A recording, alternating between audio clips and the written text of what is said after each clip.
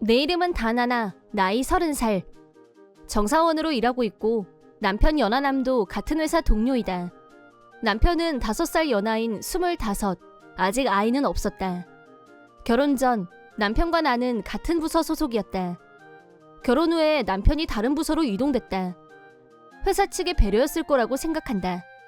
회사는 일을 하는 곳이고 부부가 같은 곳에서 일하면서 알콩달콩하면 다른 동료들 눈에 거슬릴 수 있기 때문에 미연에 방지한 걸 거다. 그래서 처음엔 아무 불만이 없었다. 부서가 달라졌어도 남편과 사내에서 얼굴 정도는 볼 수 있고 남편에 대한 평판도 같은 회사에 있다 보면 자연스럽게 들을 수 있을 거다. 어차피 퇴근하면 계속 같이 있을 텐데 뭐. 부서가 갈라졌다고 해서 우리한테 무슨 영향이 있는 건 아니니까. 나는 그렇게 생각했었다. 그런데 남편이 불륜인 것 같다는 소문이 흘러나오기 시작했다. 부서 이동한 지 겨우 2주밖에 지나지 않았는데 남편한테 물어봤더니 실은 여자 상사가 자꾸 따로 보자고 해서 곤란하다고 했다. 결혼했다고 말 안 했어? 말했지, 유부남이라고. 근데 42살 노처녀라는데 너무 적극적이야. 내 말이 먹히질 않아. 새 여자 상사는 남편의 교육을 담당하고 있다고 했다. 근속 20년의 터줏대감 같은 존재인 반면 우리 남편은 이제 겨우 입사 3년 차. 상대가 대선배이다 보니 말 한마디 꺼내기도 어려운 게 눈에 선했다. 그래? 그럼 내가 얘기 한번 해볼게. 나는 전문대 졸업 후 입사했기 때문에 근속 10년 차였다. 남편보다 연상이고 어엿한 30대였다. 행여 문제가 커지더라도 내 직속 상사는 아니니까 좀 더 낫겠지. 남편을 대신해서 내가 따끔하게 얘기해보기로 했다. 점심시간 남편 부서에 갔는데 그 여자 상사가 남편한테 꼬리치는 장면을 목격하고 말았다. 여자 상사는 젊었을 때는 꽤 미인이었을 것 같은 외모였다. 키도 크고 이목구비도 뚜렷한 얼굴이었지만 세월의 무게가 있다 보니 42살다운 나이가 얼굴에 나왔다. 하지만 자기만 그걸 모르고 있는 것 같았다. 내가 이래봬도 우리 부서에서 아이돌급 존재감이거든? 그렇지만 특별히 오늘 밤은 연하남 씨가 독점하게 해줄 의향이 있어. 전 아내가 있습니다. 내가 정말 죄인이야. 유부남까지 내 매력에 빠지게 만들잖아? 이 죽일 놈의 미모. 정말 상상 이상으로 가상의 세계에 살고 있었다. 이건 특단의 조치가 필요하겠는걸. 메타인지가 정말 시급해. 충격을 받은 나는 이 일로 어떠한 문제가 발생한다고 해도 어쩔 수 없다고 각오를 다졌다. 나는 남편 부서로 성큼 들어갔다. 안녕하세요. 저는 연하남 아내 나하나입니다. 내가 자기소개를 하자 여자 상사가 코웃음을 쳤다. 누구세요? 회사에 뭐하러 왔어요? 난데없이 들어와서 아내라니 뭐래? 차원이면 어느 부서 소속인지 말하는 게 먼저 아닌가? 너야말로 회사에 뭐하러 왔냐고 되묻고 싶었다. 죄송합니다. 저는 남편 예전 부서 소속인. 됐고, 내가 궁금하다고 했었나? 나 지금 연하남 씨하고 중요한 얘기 중이었거든? 그만 나가줄래? 중요한 얘기가 뭘까요? 신입 교육에 관한 거거든요? 우리 부서에 온 지 얼마 안 됐으니까 공적 사적으로 알려줄 게 많아서 같은 동료 입장에서 끝나고 술이라도 한잔하면서 천천히 얘기 좀 할까 하고. 교육은 업무 시간에 하시죠? 진짜 말귀를 못 알아듣네. 업무 내용은 회사에서 가르쳐줄 수 있지. 그런데 부서 내에서 인간관계라던가 회사에서 얘기하기 힘든 고민들도 있거든요. 그래서 내가 끝나고 술이라도 한잔하자고 얘기하는 중이었다고. 입으로 나이를 먹었는지 42살의 말발을 당해낼 재간이 없었다. 내가 어떻게 받아쳐야 할지 고민하느라 틈이 생기자 자신감이 차오른 여자 상사는 한마디 더 덧붙였다.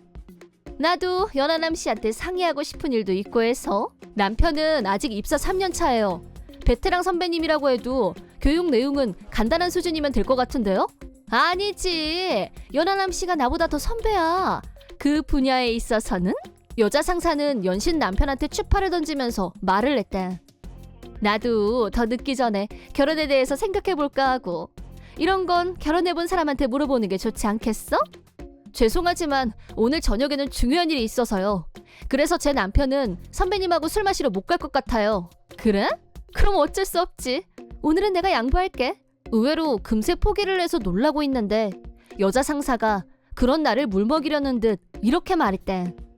나는 같은 부서고 나하나 씨 남편 교육 담당이니까 오늘만 날인가? 얼마든지 기회는 또 있겠지. 여자 상사는 여유 있게 말했다. 진짜 개진상한테 걸렸네. 저런 물귀신 같은 여자가 진짜 있을 줄이야. 솔직히 회사에서 가장 어려운 상대가 독신의 연배인 여자 사원이었다. 결혼할 때도 독신 선배 여사원들한테 말할 때는 꽤나 조심스러웠다. 내가 너무 행복 뿜뿜인 걸 드러내면 왕따 당할 것 같아서 걱정되는 면도 있었다. 더구나 여자 사원이 남자 사원한테 성추행한 건 전례가 거의 없어서 회사에서도 민감한 사안이 될 수 있고, 또 갓 부서 이동이 됐는데 오자마자 문제를 일으켰다는 인상을 심어주고 싶어하지 않는 남편의 심정도 이해가 갔다. 저렇게 말빨이 센 타입이면 섣불리 회사에 알렸다가는 저 여자는 빠져나가고 내가 역공을 당할 수도 있어. 상하관계가 명백한데 남편이 반기를 들면 남편의 입지만 좁아질 수도 있다. 역시 내가 눈을 부릅뜨고 내 남편 지키는 것 말고는 방법이 없겠어. 퇴근하자마자 남편 부서로 갔다. 혹시 몰라서 같이 퇴근하려고 말이다. 낮에 이미 얘기를 끝냈으니까 설마 오늘 저녁은 남편을 잡지 않을 거라고 생각했었는데, 연하남 씨, 연상녀가 자기 타입 맞지? 와이프 30이라며. 그럼 아줌마지 뭐. 여자 상사는 자기 나이가 42살이란 건 까마귀 고기를 먹었는지 남의 나이만 물고 늘어졌다. 그럼 난 어때? 취향 저격 아님? 저는 연상이라서 하나를 좋아한 게 아니라 제가 좋아하게 된 여자가 우연히 저보다 연상이었을 뿐입니다. 구차하게 변명은 됐고, 나도 연하가 타입이야. 서로 취향도 똑같고 윈윈은 이럴 때 쓰는 말 아니야? 내가 얘기를 끊고 끼어들었다. 제 남편한테 꼬리 그만 치시죠. 표현 참 저렴하네. 꼬리를 치다니. 난 좋아하는 타입에 대해서 얘기한 것뿐이야. 얼굴에 철판을 깔기로 작정했나. 뻔뻔 그 잡채였대. 꼬리를 친다는 둥 저속한 표현으로 내 명예를 실추시키려고 하는데 뭐 눈에 뭐만 보인다고. 자기가 꼬리 쳤나 보네. 연하남 씨한테. 나아나 씨처럼 남자만 보면 이성을 상실하는 여자가 있어서 아직도 여자들한테 이 사회가 유리천장인 거라고. 여자 상사는 열심히 말발을 세웠지만 나와 남편이 한편이 돼서 맞섰고, 그날은 무사히 같이 귀가하는데 성공했다. 나도 남편도 더 정신을 바짝 차리기로 했다. 여자 상사가 아무리 남편을 꼬셔도 족족 다 거절하고 빠져나왔다. 그러자 여자 상사도 노골적으로 남편을 꼬시는 발언을 자제했다. 그런데 이번에는 여자 상사한테서 문자 폭탄이 쏟아졌다. 업무상 필요한 일이 있을 때 연락하라고 해서 아이디를 가르쳐줬는데 그게 실수였나 봐. 나는 남편을 위로했다. 당신 잘못은 아니지. 업무상으로 연락한다고 해놓고 개인적인 일로만 잔뜩 메시지를 보내는 그 여자가 잘못된 거지. 남편과 나는 일과 관련된 게 아니면 철저히 안일십하기로 했고, 대면 비대면 상관없이 업무 관련 외에는 무시가 최고의 약이라고 결론을 내렸다. 직장인의 꿀맛, 연휴 시작. 나와 남편은 친정시댁에 얼굴 도장을 찍고 깨알 온천 여행까지 힐링 시간을 챙겼다. 멋진 풍경에서 인증사진도 남기고 맛있는 음식 서로 먹여주면서 신혼기분을 만끽했다. 즐거웠던 순간을 SNS에도 올렸다. 연휴 끝, 출근. 나란히 출근한 우리 부부에게 다가와 불을 뿜는 여자 상사. 어떻게 날 이렇게 외롭게 할 수가 있어? 이러기 있어 정말? 어이 상실. 내가 연휴 통으로 비워놓고 기다렸는데 어떻게 첫날부터 마지막 날까지 단 한 번도 연락이 안 돼? 그 와중에 SNS는 업데이트했더라? 여자 상사가 남편한테 보낸 메시지는 개인적인 일이란 걸 안 순간 안익십이 우리의 룰이었다.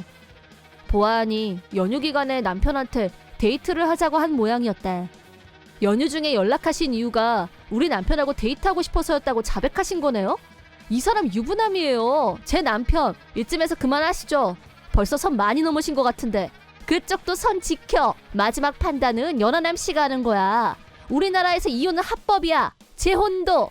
여자 상사는 이번에도 내가 이겼지 하는 표정이었다. 우리 둘 중에 누가 더 매력이 있는지, 사회적 지위는 누가 더 네, 제 선택은 단 하나입니다. 말도 채 끝나기 전에 남편이 확 대답했다. 대답 들으셨죠? 내가 여유만만하게 나오자 여자 상사는 훅 열이 받아서 상스러운 말을 입에 담았고 눈에 보이는 대로 물건을 집어던졌다. 사람들이 몰려들었고 회사가 소란스러워졌다. 연휴 기간 동안 쌓였던 여자 상사의 스트레스가 대폭발한 순간이었다. 무리를 일으킨 후 여자 상사는 퇴직했다. 나와 남편이 갑질과 성추행으로 신고한 결과였다. 증언자들도 다수 있었고 회사에서 처분이 내려졌다. 해고 처분은 간신히 면했지만 여자 상사 스스로 회사에 나오기가 껄끄러웠는지 사표를 썼다. 프라이드였던 사회적 지위도 잃었고 42살의 독신, 파트 근무가 그녀의 현실 이력이다. 내 이름은 성실한, 건설회사에 다니는 나이는 23. 한부모 가정에서 자란 나는 한때 노는 애들과 어울렸던 탓에 학력은 중졸이다. 하지만 원래는 성실한 성격이었고 중학교 졸업 후 지금 다니는 회사에 취직했는데 회사에서도 좋은 평판을 받고 있다. 지금은 내 밑으로 후배도 많이 있다. 이 일은 내 적성에도 맞고 보람도 있기 때문에 성실하고 착실하게 잘 살아왔고 1년 전에는 여친도 생겼다. 내 여친 어장이는 나와 동갑인 23살이다. 아버지는 큰 은행의 높은 분이었고 금수저였는데 부모님과 같이 살고 있던 어장이는 직장은 다니지 않았고 항상 느긋해 보였다. 어장이와는 술 모임에서 알게 됐는데 천진난만하고 미워할 수 없는 성격에 끌려서 사귀게 됐다. 어장이와 사귀게 된 뒤로는 내 생활이 예전보다 훨씬 더 알차게 변한 기분이었다. 쉬는 날에는 어장이와 데이트를 했고 같이 밥도 먹고 즐거운 시간을 보내다 보니 어느새 결혼까지 생각하게 됐다. 사귄 지 1년 되는 기념일에 나는 반지를 준비해서 어장이에게 프로포즈했다. 그녀의 대답은 기꺼이 내 청혼을 받아줬다. 어장이와 결혼을 약속한 나는 부모님께 인사드리러 찾아갔다. 어장이 집은 내가 상상했던 그 이상으로 대저택이었고 안으로 들어가는 게 망설여질 정도로 대단했다. 긴장하며 집 안으로 들어가자 어장이 부모님은 현관까지 나와서 나를 맞아주셨다. 아버님은 첫인상부터 평범하지 않은 아우라가 느껴졌고 어머님은 후덕한 분위기에 얘기하는 걸 좋아하는 분이셨다. 어머님은 나한테 이름이 뭐예요? 대학교는 어디 나왔어? 직업은 뭐야? 쉴 새 없이 쏟아지는 질문에 나는 하나도 숨기지 않고 솔직하게 대답했다. 내가 중졸에 한부모 가정에서 자랐다고 하자 어장이 아버지의 태도가 돌변했다. 나를 노려보는가 싶더니 홀어머니의 중졸? 여긴 너 같은 애가 고개 들고 올 곳이 아니야! 라고 하더니 갑자기 내 멱살을 잡으려고 달려들었다. 무방비 상태에서 당한 나는 바닥에 패대기 쳐졌는데 손목이 삐끗하면서 강한 통증과 함께 바닥에 널브러졌다. 옆에서 보고 있던 장의 어머니는 어머 아유 젊은 애가 저게 뭐니? 장이야 너 저런 애랑 헤어져야겠지? 라고 했다. 그러자 어장이는 아빠가 살짝 치니까 바로 자빠지는 거 실화임? 대박 혼란 깬다 라고 하더니 헤어지자고 했다. 어장의 아버지는 나를 집 밖으로 내던졌고 나는 마지막 힘을 모아 병원으로 갔다. 엑스레이 촬영 결과 손목에 심각한 골절상을 입은 게 확인됐고 바로 수술에 들어갔다. 회복될 때까지 일도 쉬어야 하고 순간적으로 기분이 바닥까지 가라앉았다. 병실 침대에 누워서 곰곰이 오늘 일을 되씹어보니 생각하면 할수록 어장이와 그 부모에 대한 분노가 솟아올랐다. 홀어머니의 중졸이란 이유로 대체 왜 이런 모욕과 폭력을 당해야 하는 건지 납득할 수 없었던 나는 어장의 아버지를 그냥 둘 수 없다고 생각했다. 그렇다고는 해도 병원으로 불러서 사과받는 것도 좀 아닌 것 같고 우선 퇴원할 때까지 냉정하게 생각해보기로 했다. 그러던 중에 잘 아는 변호사님이 문병을 오셨길래 자초지종을 말씀드리고 있는데 그때 어장이와 그 부모가 병실로 찾아왔다. 어장의 아버지는 내가 얘기하고 있던 사람이 변호사라는 건 당연히 몰랐고 병실로 들어오더니 너 골절상 입었다며? 잘 들어. 너 어디서 다쳤는지 절대 말하면 안 돼. 네가 쓸데없는 말을 한 순간 내가 너 그냥 두지 않을 거라는 뜻이야. 라고 협박했다. 옆에 있던 어장이까지 거들면서 떠들고 다니면 내가 SNS에 네가 한부모 가정에 중졸이라고 다 소문낼 거야. 라고 했다. 내가 누구 때문에 골절로 수술을 받았는데 고작 한다는 게 협박이라니 어이 상실이었다. 인내심의 한계를 느낀 나는 어장이 아버지한테 피해 신고 접수할 겁니다. 그리고 200억 예금하는 것도 취소할 예정입니다. 라고 조용히 경고했다. 어장의 아버지는 뭐? 200억? 무슨 헛소리를 하는 건지 너 머리도 엑스레이 한번 찍어보는 게 좋지 않겠냐? 고라머니의 중졸이네가 200억이 네 집 애 이름인 줄 알아? 어디서 허풍이야? 라면서 비웃었다. 그러자 상황을 지켜보고 있던 변호사가 입을 열었다. 변호사는 나한테 사실을 말해줘도 되겠냐고 확인하더니 성실한 씨가 어떤 분인지 모르고 계신 것 같군요. 여기 계신 성실한 씨는 유명 인터넷 관련 서비스를 중심으로 글로벌하게 사업을 이끄신 대기업 오너의 아드님이십니다. 라고 했다. 사실 내 친부는 프로야구팀을 소유하고 있을 정도의 대기업 창업주였다. 엄마는 미혼모 신분으로 나를 낳았는데 아버지한테 임신했다는 사실도 알리지 않고 혼자 숨어서 나를 낳고 키운 과거사가 있었다. 엄마가 말도 없이 잠적한 이유는 아버지가 너무 유명하고 대단한 사람이었기 때문에 자신과 내 인생에 자유가 없어질 것 같아서 두려웠다는 게 엄마의 이유였다. 하지만 아버지는 엄마를 진심으로 사랑했었고 임신했단 사실을 알았다면 틀림없이 엄마와 결혼했을 거다. 그런 사실을 다 알고 있었지만 엄마는 그래도 고민 끝에 미혼모의 길을 선택했다. 그런데 내가 20살이 됐을 때 갑자기 아버지란 사람이 내가 다니는 회사 앞으로 찾아왔다. 뉴스에서나 보던 사람이 내 이름을 불러서 그저 놀라울 뿐이었는데 네가 성실한이니? 라고 하더니 눈물을 글썽였다.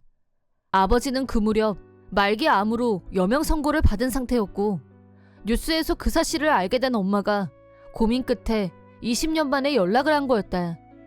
엄마는 그때 내 존재를 처음으로 알렸다. 아버지는 나를 꼭 끌어안더니 병원 주소가 적힌 종이를 나에게 내밀었다. 엄마는 나에게 과거사에 대해 모든 걸 털어놓았고 나는 아버지가 입원해 있는 병실을 자주 찾아갔다.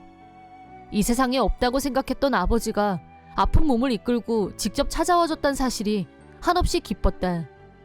그런 재회의 기쁨도 잠시 아버지는 반년 후에 먼 곳으로 떠나셨다.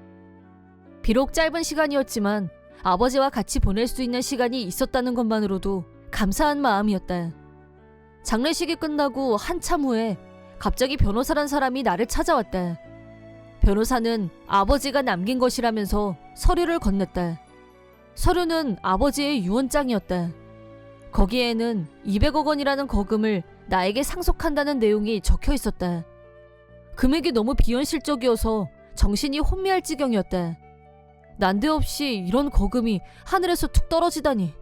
어떻게 해야 할지 모르겠다고 하자 변호사가 조언을 해줬다. 나는 이왕이면 어장의 아버지 은행에 예금을 해야겠다고 생각했었는데 이번 일을 계기로 그 계획을 철회하겠다는 뜻을 변호사에게 전달했다. 변호사가 그 얘기를 어장의 아버지에게 설명하자 다시 한번 어장의 아버지의 태도가 급변했다. 아니, 어장의 가족 전체가 일치단결해서 나를 설득하려고 달려들었다. 어장의 아버지는 그럼 그렇다고 미리 말을 했어야지. 왜 시치미를 뗐어? 내가 오해해서 미안하네. 자네와 내 딸의 결혼을 허락하겠네.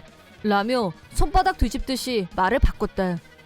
어장의 어머니는 자네처럼 우리 딸한테 딱 어울리는 사람은 내가 일찍이 본 적이 없어. 라고 했고 어장이도 뭐가 좋은지 고개를 끄덕거렸다. 자기들끼리 신이 나서 북치고 장구치는 꼴을 보다 못해 내가 다친 거 보이시죠? 이건 위자료 청구할 겁니다. 예금은 다른 은행에 거래할 겁니다. 물론 댁의 따님과 결혼할 생각도 없습니다. 라고 확실히 말하고 세 사람에게 병실에서 나가달라고 정중하게 요구했다. 어장의 아버지는 손에 돈 좀 쥐었다고 어디서 건방이야? 네가 뭐가 대단해? 라며 화를 냈다. 변호사가 위자료 및 병원비는 나중에 정식으로 청구하겠습니다. 라고 하자 찍소리도 못하고 돌아갔다. 어장의 아버지 은행에는 미리 200억 예금을 상담해뒀던 터라 이번 불상사로 인해 다른 은행을 모색하려고 한다는 뜻을 전달하자 어장의 아버지의 언행이 크게 문제시됐다. 엄연히 상해 사건을 일으킨 장본인이기 때문에 은행에서 퇴사 조치된 건 물론 다른 곳으로 옮기지도 못하고 실직자 신세가 됐다. 실직자가 됐는데 나한테 입힌 상해에 대한 위자료와 병원비, 수술비까지 청구받자 어장의 아버지는 지금까지 살던 대저택을 유지할 능력이 안 됐고 그 집을 팔고 이사를 가야 했다. 어장이와 그 모친은 그게 불만이었는지 어장이의 부모는 이혼했고 현재 어장이는 모친과 둘이서 아파트를 얻어서 살고 있다고 한다. 원래 백수였던 어장이는 취업이 쉬울 리가 없었고 모친과 둘이서 호텔 청소 업무 일을 하면서 근근히 먹고 살고 있다고 한다. 나한테 딱 한 번 다시 만나자는 내용의 라인이 오긴 했는데 바로 차단했고 지금은 연락이 되지 않는다. 한편 나는 아버지에게 받은 재산은 모두 예금하고 지금까지와 똑같이 살고 있다. 한 가지 사치를 한 일이 있다면 엄마랑 같이 여행을 다녀온 정도를 들 수 있을 것 같다. 아버지한테 받은 돈은 엄마한테 효도하는 데 쓸 생각이다. 그래서 앞으로는 해마다 엄마와 여행을 다닐 계획이다. 이번에는 결혼할 인연이 아니었지만 한번 실패를 교훈 삼아 더 좋은 사람을 찾아보려고 한다. 특히 다음에 만날 여자는 경제적으로 자립한 여자를 만나야겠다는 게 내 생각이다. 나는 중학생인 아들, 남편과 3명이서 살고 있었다.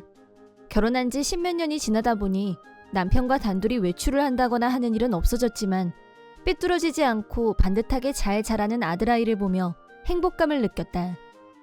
그런데 어느 날부터 남편의 행동이 너무 분명하게 이상하게 변했다.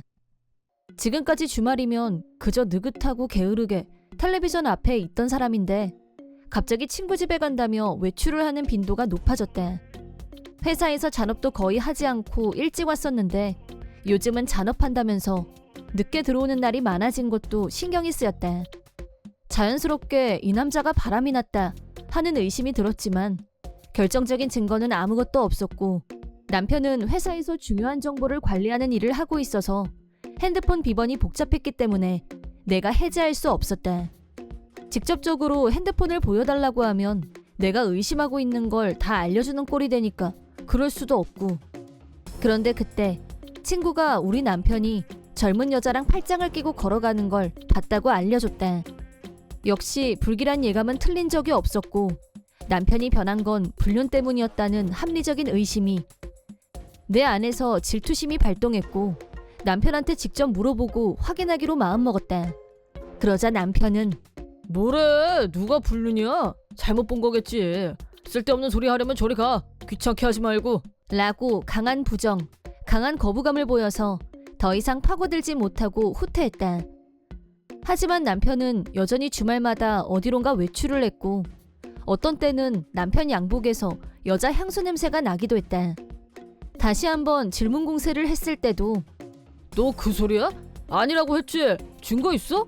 없으면 닥치고 살림이나 잘해. 짜증나니까. 라고 잡아먹을 듯이 따지는 남편에 반해 증거를 대지 못하는 내가 상대적으로 위축됐다.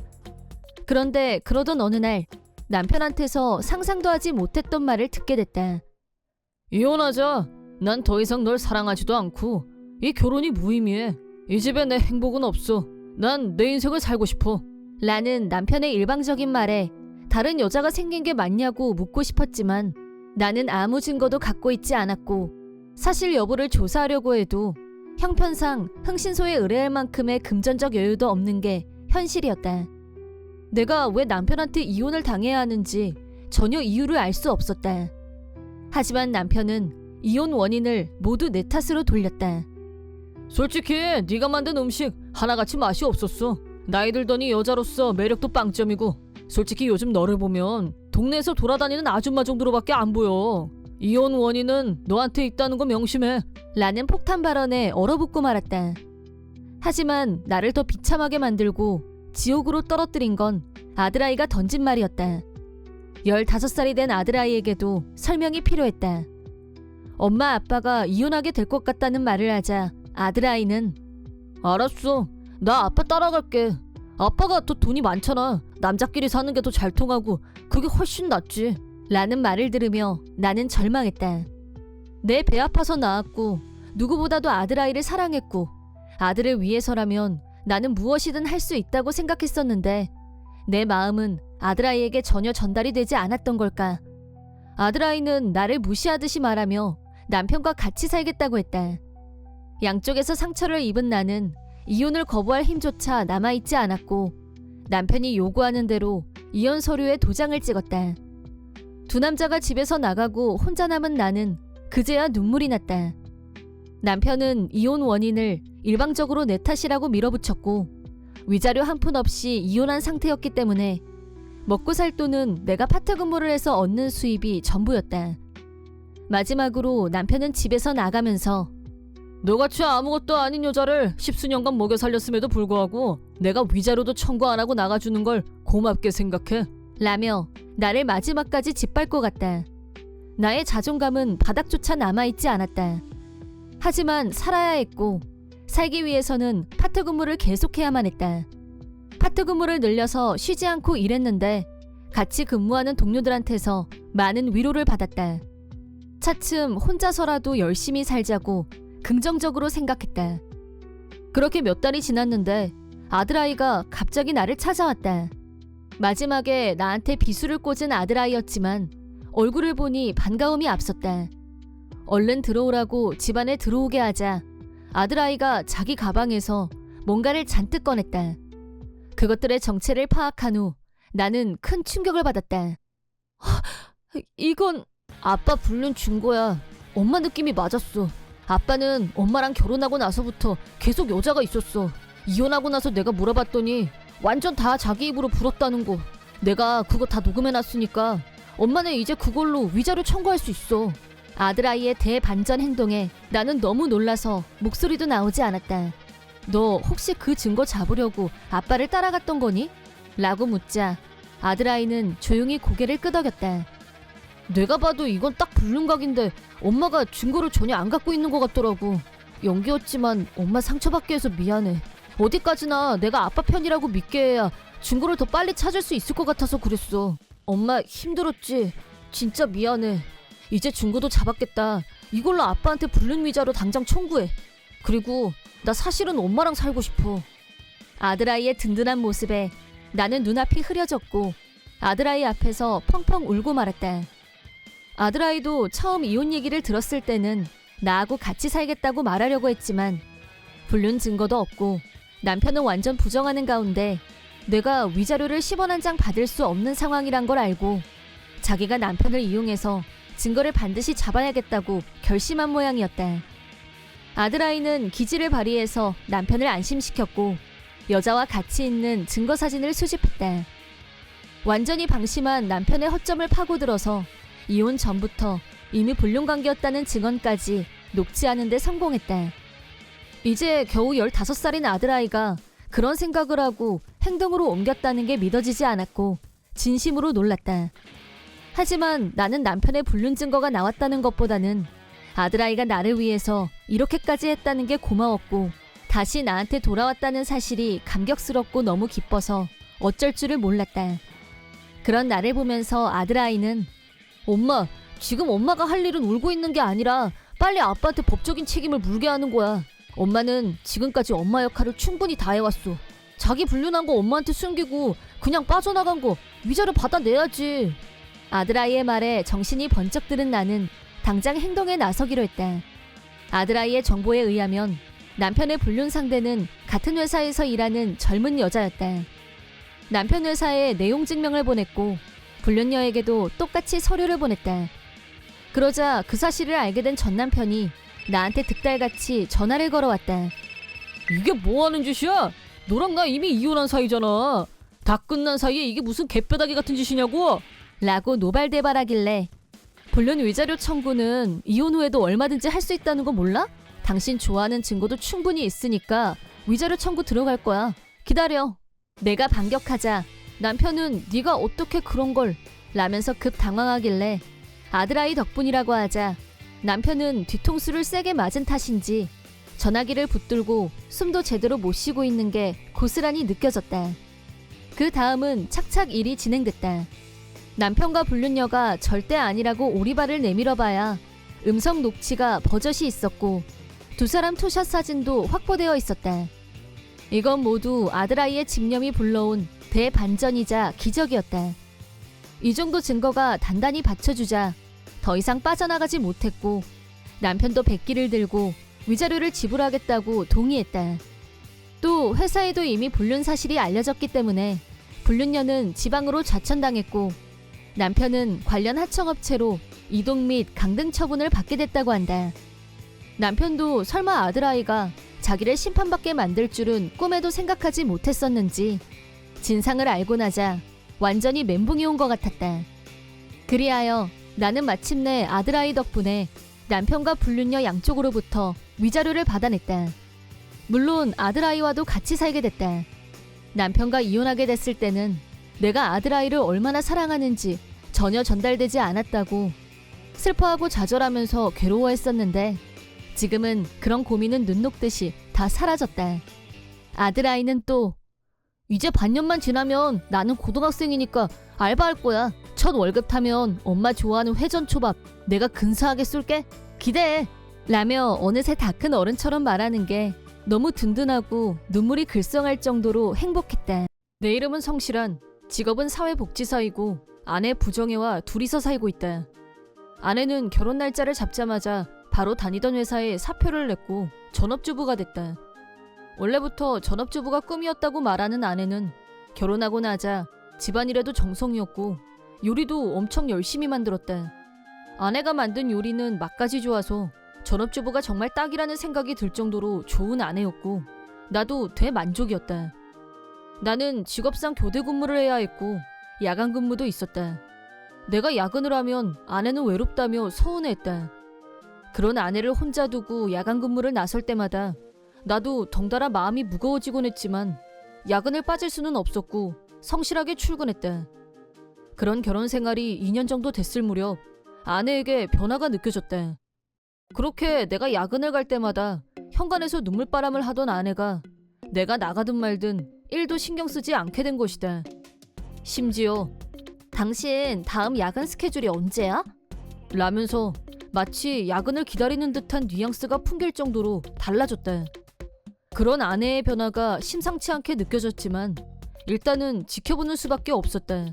그러던 어느 날 퇴근하고 저녁 때 집에 갔는데 아내가 집에 없었다. 평소라면 저녁을 하고 있을 시간인데 이상하다 싶어서 전화를 걸었지만 받지 않았다. 집에 우두커니 앉아서 아내가 오기를 기다렸는데 저녁 8시쯤 지나서 아내가 돌아왔다. 어디 갔다 왔냐고 물었더니 친정에 잠깐 갔다가 깜빡 잠이 들어서 늦어졌다고 말했다. 그럴 수도 있지만 시간이 돼도 안 일어나면 장모님이 깨워주는 게 상식이고 아내의 말을 다 믿을 수는 없었지만 아내는 금방 저녁 차릴게 라면서 평상시와 전혀 다르지 않게 굴었고 나도 더 이상 아내를 추궁하지 않고 여느 때와 똑같이 아내를 대했다. 하지만 비슷한 일이 여러 번 반복됐고 아내는 항상 똑같은 핑계를 댔다. 이제 더 이상 아내의 불륜을 의심하지 않을 수 없게 됐다. 전업주부인 아내는 모임이 있다면서 밤늦게까지 안 들어오는 날이 늘어갔고 내가 야근한 날에 외출했다 들어온 흔적이 역력하다거나 의심 가는 일이 계속 일어났다. 계속 이런 식으로 나온다면 흥신소에 의뢰하는 수밖에 없다고 생각하던 무렵 그날도 야근을 하고 있었는데 갑자기 현기증이 일어나면서 서 있는 것도 힘들 정도로 상태가 안 좋았다. 아내 일로 너무 스트레스를 받다 보니 몸이 먼저 반응을 일으킨 것 같았다. 상사가 오늘은 그만 가서 쉬라고 조퇴를 시켜줬고 감사하다고 하고 집으로 왔는데 집에 도착해서 우리 주차장에 차를 세우려고 했는데 모르는 차가 주차되어 있었다. 누가 착각한 거라고 생각하고 일단 방문객용 주차장에 차를 세웠다. 현관에 들어선 순간 평소와 다른 무언가를 감지했다. 현관에 벗어져 있는 낯선 남자 신발이 눈에 들어왔다. 나는 발소리가 나지 않게 천천히 안으로 들어갔고 욕실 쪽에서 무슨 소리가 들렸다. 설마 하면서 탈의실 문을 살짝 열자 아내의 옷 옆에 남자 양복이 허물처럼 벗어져 있는 게 보였다. 욕실에서는 야릇한 남녀의 소리, 사랑에 어쩌고 하는 듣고 있기 힘든 말들에 역겨움이 올라왔다. 내 귀를 씻어내고 싶을 정도였다. 아내의 불륜은 더 이상 의심이 아니었고 분노와 슬픔이 동시에 터져나왔다. 그때 순간적으로 서랍장이 눈에 들어왔고 그걸 끌어다가 욕실 문을 막았다. 욕실 문을 절대 열 수 없게 됐다는 걸 확인한 나는 안에 있는 두 사람을 향해서 조용! 하고 소리를 질렀다. 그러자 안에서 아내가 당신이 왜 거기 있어? 라고 놀랐고 남자가 오늘 괜찮다고 네가 오라고 했잖아. 라고 아내를 다그치는 게 들려왔다. 아내는 당신이 오해한 거야. 라고 헛소리를 하면서 문을 열려고 했지만 문이 열리지 않는다는 걸 알고는 당신 뭐 하려는 건데? 라면서 아까보다 몇 배로 당황한 듯이 말했다. 바로 그때 양고기에 던져놨던 불륜남의 핸드폰이 울렸다. 화면에는 집사람이라고 떴다. 일도 망설이지 않고 핸드폰을 집었고 전화를 받았다. 뭐야, 당신 오늘도 늦어? 늦으면 늦는다고 말하라고 했지? 라고 화를 냈다. 나는 내가 누군지 밝히고 현재 상황을 설명하자 불륜남 아내는 말도 안 돼, 우리 남편 그런 사람 아닌데 라면서 큰 충격을 받은 것 같았다. 주소를 알려주자 당장 오겠다고 했고 전화를 끊었다. 나는 내 전화기를 들고 장인 장모에게 연락했다. 시간은 벌써 밤 11시를 넘었지만 아닌 밤중에 홍두깨라고 놀란 장인, 장모도 당장 오겠다고 했다. 인원이 모이기를 기다리는 동안 욕실에 갇힌 두 사람은 난리가 났고 말싸움이 벌어졌다. 괴싸움을 듣고 있자니 내가 저런 여자랑 결혼을 했단 말인가 라는 자괴감이 들었다. 저 문을 열고 나오는 순간 이혼이다 라고 결심했다. 장인 장모와 불륜남의 아내가 속속 도착했고 모두가 모인 가운데 서랍장을 치우고 욕실을 개방했다. 문을 열자 알몸으로 몸둘 바를 모르고 있는 두 사람. 불륜남 아내는 눈물을 펑펑 쏟으면서 요즘 계속 늦게 들어온다 했더니 바람 피운 거였냐? 걸레 같은 놈, 이혼이야! 라고 악을 썼다. 그러자 불륜남이 침착해! 진정하고 내 말 들어! 이 여자는 잠깐 데리고 논 거야. 애가 셋인데 이혼하면 어쩌려고! 라면서 부인한테 소리쳤다. 옷이나 입고 떠들어! 라고 부인이 소리 지르자 아내와 불륜남은 정신없이 옷을 주워 입었다. 네가 이런 짓을 할 줄은 몰랐다. 내가 자식을 잘못 키웠어. 라고 장인어른은 말씀하셨고 장모는 눈물을 흘리면서 자네한테 면목이 없네. 내 자식이지만 창피해서 얼굴을 들 수가 없어. 내 자식이 저 지경일 줄이야. 정말 한심해서 부모 자식 연 끊을 거네. 라고 하면서 아내를 경멸하는 눈으로 쳐다봤다. 나는 아내한테 닥치고 이혼해 라고 짧게 말하자 아내는 당신까지 왜 이래? 내가 잠깐 정신이 나갔었어. 딱 한 번 바람 피웠는데 바로 이혼은 아니지 않아? 앞으로 다시는 안 한다고 약속할게. 용서해줘. 라고 매달렸다. 구질구질하게 나오는 아내에게 내가 지금 네 이 꼴을 평생 어떻게 잊어? 됐고 끝내. 라고 차갑게 거절했다. 아내는 나는 당신이 이 시간에 집에 올 거라고는 생각도 못했었어. 일단 우리 둘이 다시 얘기하자. 어? 라면서 어떻게든 나를 설득하려고 했지만 나는 고개를 옆으로 흔들면서 오늘은 부모님하고 같이 친정으로 가 라고 하고 아내를 밖으로 내보냈다. 장인 장모는 마지막까지 나한테 머리를 숙이고 사죄하셨지만 정작 당사자인 아내는 뭔가 불만이 있는 듯한 태도였고 마지못해 친정으로 갔다. 며칠 후 변호사를 통해서 아내와 불륜남에게 위자료를 청구하기로 했고 이혼 절차에 들어갈 준비를 시작했다. 아내는 몇 번이나 집에 와서 난 절대 이혼 안 할 거니까 그렇게 알아? 그리고 나 같은 전업주부가 무슨 돈으로 위자료를 내? 라며 악을 썼다. 아내와 입씨름하기도 지친 나는 앞으로는 용건이 있으면 변호사를 통해서 하라고 하고 이혼하고 나서도 함부로 집에 찾아오면 경찰을 부를 거라고 경고했다. 변호사를 통해 연락을 전달받은 아내는 막판이 돼서야 자기가 저지른 짓이 어떤 건지 깨달았는지 이혼 서류에 사인을 했다. 불륜남도 사정은 비슷해서 자기 부인한테 울면서 싹싹 빌었지만 용서와 화해는 없었고 위자료와 새 아이의 양육비를 지불하기로 약속하고 이혼했다. 이렇게 되자 아내는 불륜남과 끝까지 가볼 생각이었던 모양인데 불륜남은 전철을 그저 가볍게 즐기는 상대, 그 이상으로는 생각하지 않은 것 같았다. 결국 두 사람의 관계도 쫑이 났다. 나하고 정식으로 이혼이 성립되자 아내는 친정에서도 쫓겨났다. 직장을 구하면서 친구들 집에 며칠씩 얹혀 사는 떠돌이 생활을 하고 있다고 한다. 내 위자료는 우선 장인, 장모한테 빌려서 냈는데 매달 그 돈을 갚아야 했고 돈이 쪼들린 전처는 26살이나 먹고도 조건을 하는 스폰녀가 됐다. 자기 아버지와 동년배인 남자에게 순전히 돈을 받아내기 위해서 필사적으로 몸을 바치고 있다는 소문. 그렇게 살다 보니 결국 제대로 된 직장은 점점 더 다닐 수 없게 됐고 인생 자체가 나락으로 떨어지고 말았다. 그러더니 스폰을 해주던 남자와 트러블이 일어났고 전처는 사기죄 용의로 경찰에 체포됐다고 한다. 이혼하고 나서 인생이 그렇게 망가질 거라고는 생각하지 못했었는데 이 모든 건 자업자득이 아닐까 싶다. 제대로 처벌받고 풀려나면 반성하고 뉘우치면서 새 삶을 살길 바란다. 한편 나는 이혼 후에 위자료를 받고 새 집으로 이사를 했다. 아내와 불륜남의 불륜 현장을 목격한 집에서 계속 살고 싶은 마음은 1도 없었다. 이사하고 얼마 안 돼서 직장에서 승진하게 된 나는 전보다 생활에 한층 여유가 생겼다. 이혼하고 1년 후에는 직장 후배와 연애를 시작했고 지금은 행복하고 알차게 인생을 즐기고 있다.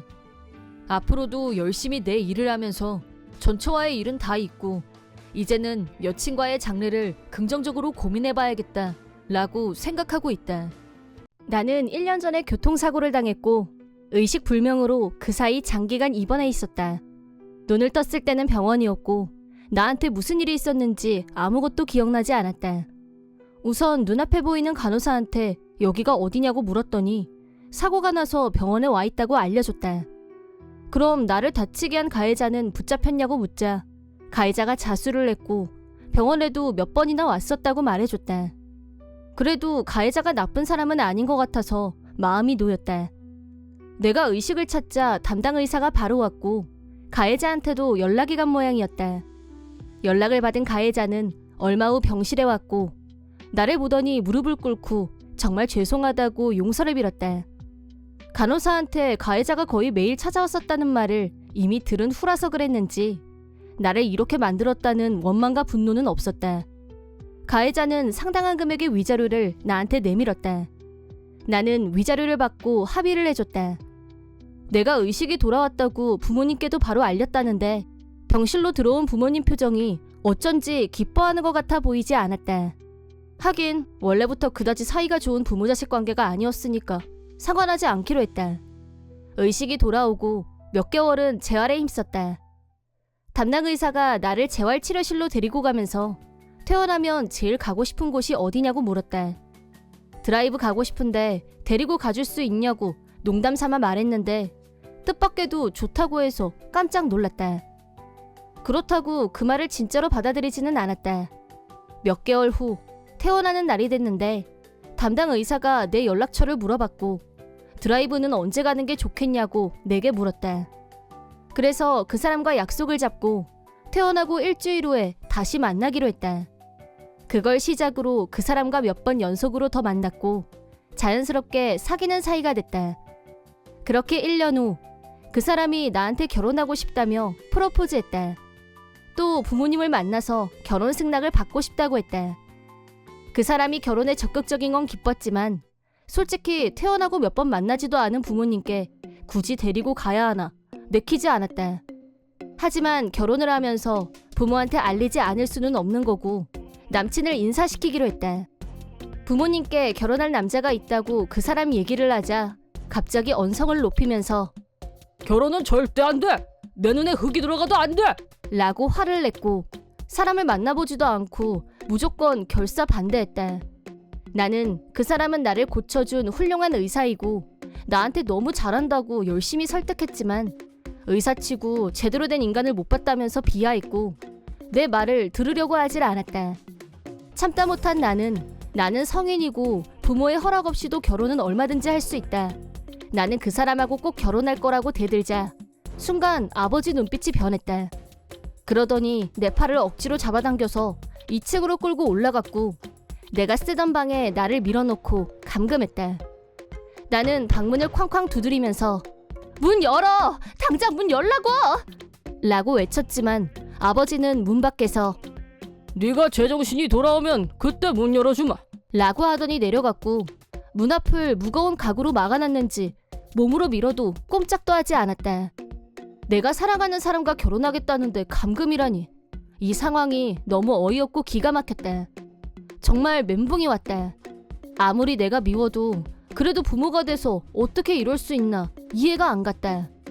하지만 어쨌든 감금되긴 했지만 여긴 내가 예전에 쓰던 내 방이었고 전에 쓰던 핸드폰 충전기를 찾아서 남친한테 내가 감금됐다는 사실을 알렸다. 남친은 곧장 운전해서 달려왔고 부모들 모르게 2층 내 방 창문까지 올라와서 밧줄을 이용해 나를 무사히 탈출시키는 데 성공했다.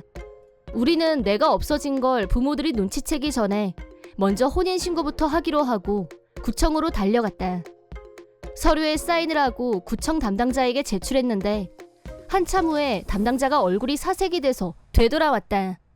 왜 그러시냐고 묻자 담당자가 웅얼웅얼 뭐라고 말을 하긴 하는데 무슨 말을 하는지 알아들을 수가 없었고 다시 한번 말씀해달라고 하자 결혼은 안 됩니다 라고 말했다.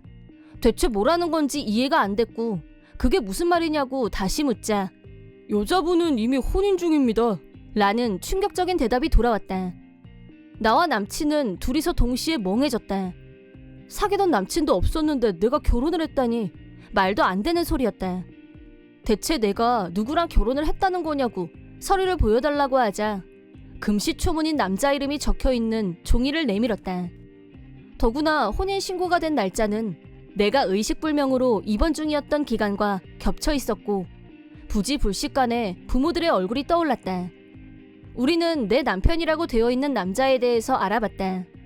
그 남자는 나보다 50살이나 나이가 많은 할아버지였고 경악스럽게도 엄마가 일하는 노인시설에서 거의 거동을 못하고 누워만 있는 사람이었다.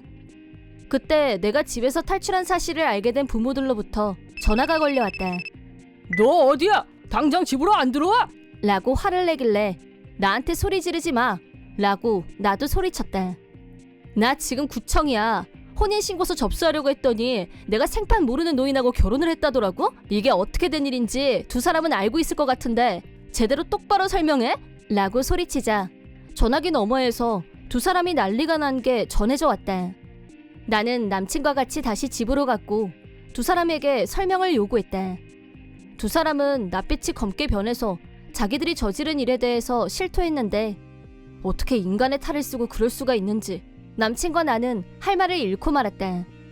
그러니까 엄마라는 사람은 요양사 일을 하다가 곧 죽을 날이 가까워진 노인이 자산가라는 걸 알았고 나를 떠올렸다. 그때 나는 사고로 의식이 없었고 나를 그 노인과 법적 부부로 만들기로 수작을 부렸다.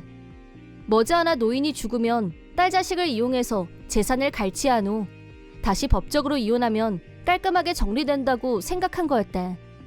남의 재산을 노리고 친딸을 위장 결혼시킨 것도 모자라서 결혼할 남자가 있다고 하자 감금이라니 정상적인 부모가 할 수 있는 일이 아니었다. 나는 분노가 하늘을 찔렀다. 기가 막혀. 당신들 그러고도 부모 맞아? 부모니까 이렇게 용감한 거지. 넌 누워만 있었잖아. 누워있다가 재산이 하늘에서 뚝 떨어지면 얼마나 행운이니? 누가 너더러 같이 살라든? 유산 받고 나면 이혼시키려고 했어. 근데 네가 엉뚱하게 결혼하겠다고 남자를 데리고 오니까 일이 꼬였잖아. 이만큼 키워준 부모한테 효도한다고 생각하고 누이 좋고 매부 좋고 조금만 참으면 다 잘 될 텐데 방정맞게 의식이 돌아와서 다 된 밥에 재를 뿌리고 난리야? 라며 나한테 악담을 퍼부었다. 원래부터 사이가 좋지 않은 부모-자식 관계였지만 돈에 눈이 멀어서 자식을 팔아 넘기려고 한 행위를 용서할 수 없었고 나는 두 사람을 고소하기로 결심했다. 남친을 이런 진흙탕 싸움에 끌어들이게 될 줄은 미처 몰랐었다. 남친한테는 정말 미안했지만 내 결심을 적극 응원해줬다. 그러자 엄마라는 사람은 부모한테 해코지할 생각이냐며 광분했다. 나는 친딸을 위장결혼으로 팔아넘긴 사람 입에서 나올 말은 아닌 것 같다고 응수했다. 부모들을 경찰에 신고하고 변호사의 도움으로 혼인 무효 신청을 했다. 부모들은 나를 감금한 것과 내 동의도 없이 위장결혼을 시킨 죄목으로 체포됐다. 당연히 불법적인 짓을 저지른 엄마라는 사람은 요양원에서 해고, 아버지란 사람도 불법 행위에 가담해서 딸을 돈벌이에 이용하려고 한 사실이 회사에 들통나자 해고됐다. 나는 부모와 절연했고 약간의 시간을 두고 안정을 되찾은 후 남친과 결혼해서 행복한 가정을 꾸렸다. 한편 나와 위장결혼을 당했던 노인은 다른 요양사가 방으로 들어갔을 때 마치 잠자는 것처럼 편안하게 눈을 감고 있었다고 우연히 사망 소식을 들었다. 내가 빨리 무효 소송을 했기 때문에 사망한 후에 내 부모들에게 이용당하지 않아서 정말 다행이라고 생각했다. 부모들은 감옥에 수감되지는 않았지만 이미 직장도 잃고 주변 사람들 중에 알만한 사람들은 사정을 다 알게 됐다. 다른 직장을 찾으려고 해도 나이도 있고 아마 생계를 꾸려가는 데는 어려움이 있을 것이다. 동네 사람들의 따가운 시선 속에서 먹을 것도 제대로 못 먹고 살아야 하는 극빈자 생활을 하면서 사는 게 죽느니만 못한 비참한 삶을 살게 되겠지만 그건 그들이 마땅히 받아야 할 벌이라고 생각한다. 내 이름은 신용남. 23살이고 광고 대리점에 근무하는 평범한 회사원이다. 나는 고딩 때부터 사귀어온 여친이 있다. 여친 한진자와는 가족끼리도 왕래가 있을 정도로 깊은 사이이다. 우리는 서로의 집으로 오가며 양쪽 어머니 집밥을 자주 먹었다. 특히 나는 한진자 아버지와 사이가 좋았다. 나는 초등학교 때부터 축구를 했는데 그때 한진자 아버지가 우리 축구팀 코치셨다. 한진자보다 더 먼저 안 사이이고 나를 가르치셨던 분이라 나를 친아들처럼 대해주셔서 항상 감사했다. 보고 싶은 축구 시합이 있으면 한진자 집에 가서 코치님과 같이 술을 마시면서 TV로 시합을 보는 날이 많았고 여친 가족과도 그런 소소한 추억이 가득했다. 하지만 어느 날 갑자기 그런 관계가 끝나버리고 말았다. 그날도 나는 여느 때처럼 한진자 집에서 저녁을 맛있게 먹고 있었다. 평소와 다르게 힘이 없어 보였던 한진자는 갑자기 울음을 터뜨렸다. 깜놀해서 "너 왜 그래?" 라고 반사적으로 물었다. 그러자 한진자는 더 크게 울면서 "실은 나 다른 좋아하는 사람이 생겼어" 라고 했다. 나와 부모님은 순간 얼음이 됐고 한진자는 계속해서 "그 사람 대기업 사원이야. 그만 헤어지자" 라고 했다. 갑툭튀 결별 선언에 뭐가 뭔지 정신을 차릴 수 없었는데 코치님이 대체 어떤 놈인데 그래? 용남이보다 더 좋은 남자가 어디 있다고? 다시 생각해. 기회는 지금뿐이야. 라고 설득했다. 그러자 한진자는 그 사람 대기업 전자회사에 다니는 엘리트라니까? 라고 하더니 그 남자를 어떻게 만나서 사귀게 됐는지 설명했다. 그 남자와는 술자리에서 우연히 알게 됐는데 남자 쪽에서 먼저 대시해왔고 그러다 보니 그쪽으로 마음이 끌리게 됐다고 했다. 더구나 조건적으로 대기업에 다니는 남자가 나보다 장래성이 있다고 판단한 것 같았고 결국 환승연애를 결심한 모양이었다. 한진자는 결심을 굳힌 상태였고 부모님이 아무리 만류해도 전혀 들으려고 하지 않았다. 세 사람이 싸우는 모습을 지켜보던 나는 어느 순간부터 비참한 기분이 들었다. "그만 됐습니다" 라고 내가 상황을 정리, 결별을 인정했다. 한진자 부모님은 침통한 얼굴로 나한테 미안하다고 하셨다. 하지만 두 분은 나한테 미안한 일을 하신 적이 없었고 지금까지 감사했다는 인사를 드리고 밖으로 나왔다. 그리고 한동안 나는 충격을 이겨내지 못하고 힘든 시기를 보냈다. 힘들어하는 나를 위로하기 위해 친구들이 자주 술자리에 불러내서 격려해준 덕분에 다시 힘을 얻을 수 있었다. 어느 날 남자 4명이서 술을 마시고 있었는데 옆자리에서 술을 마시고 있던 3명의 여자들이 말을 걸어왔다. 3명 중 1명하고 잘 통했고 그 자리에서 서로 연락처를 주고받았다. 조금씩 서로 간의 거리를 좁혀가면서 감정을 키워가다가 만나고 2달쯤 됐을 때 사귀는 사이가 됐다. 한진자한테 차이고 6개월 정도 지나서 나에게도 새로운 여친이 생긴 것이다. 그녀의 이름은 한다정. 나보다 2살 연상으로 25살이었다.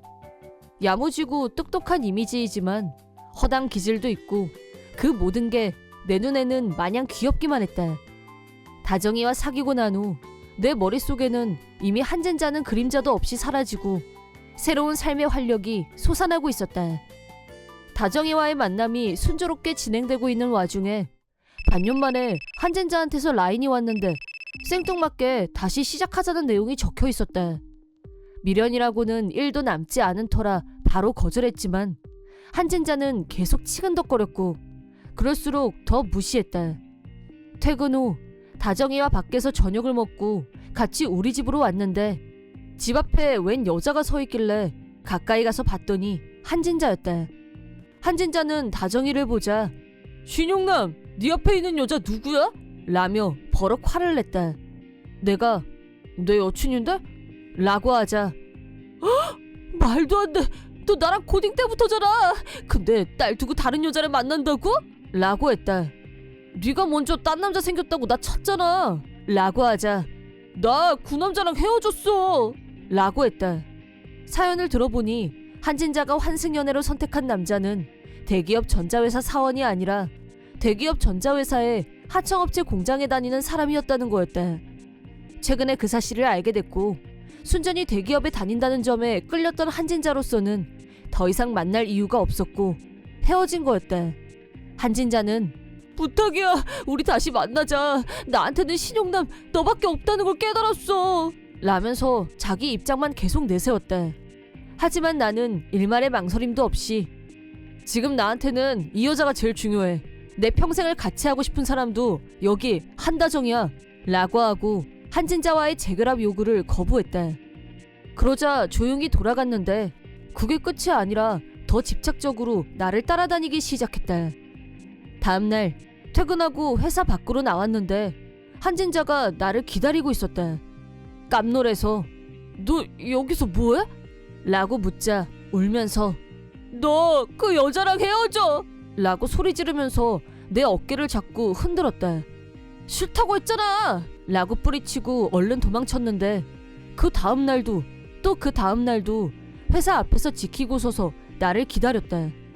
그럴 때마다 거절했지만 매일 장문의 메시지를 라인으로 보낼 정도로 병적으로 굴었다. 점점 무서워진 나는 한진자의 라인을 차단했다.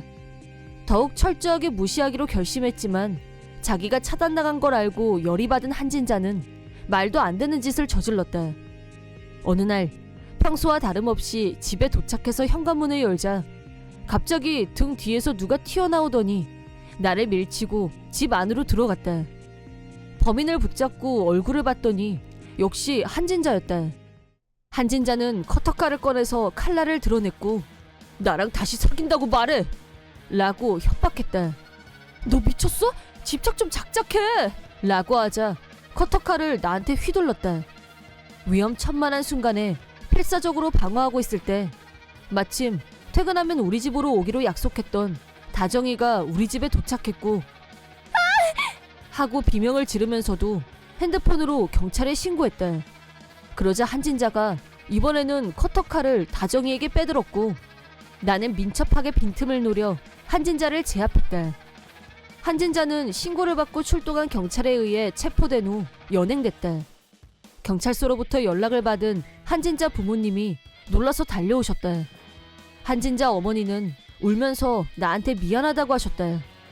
코치님은 진짜가 이런 짓까지 할 정도로 망가졌을 줄은 몰랐다. 라며 상당히 충격을 받은 모습이었다. 경찰 조사를 통해 한진자는 나에 대한 미련 때문에 계획적으로 범행을 준비했다고 자백했다. 스토커 행위를 한 한진자에게 나는 위자료를 청구했다. 오랜 연인이었지만 이런 흉한 꼴을 보고 나니 정나머리가 떨어졌다. 경찰에 체포된 사실이 알려지면서 한진자는 회사에서 해고됐다. 화가 난 부모님한테도 쫓겨나서 이제 갈 곳도 없고 새 직장을 찾으면서 힘들게 살고 있다고 들었다. 회사 다니면서 모아뒀던 돈은 내 위자료로 다 날아갔고 현재 한진자는 무일푼이나 다름없었다. 스토커로 체포됐다는 소문은 순식간에 퍼져나갔고 고등학교 동창들 사이에서 손절당하는 존재가 되고 말았다.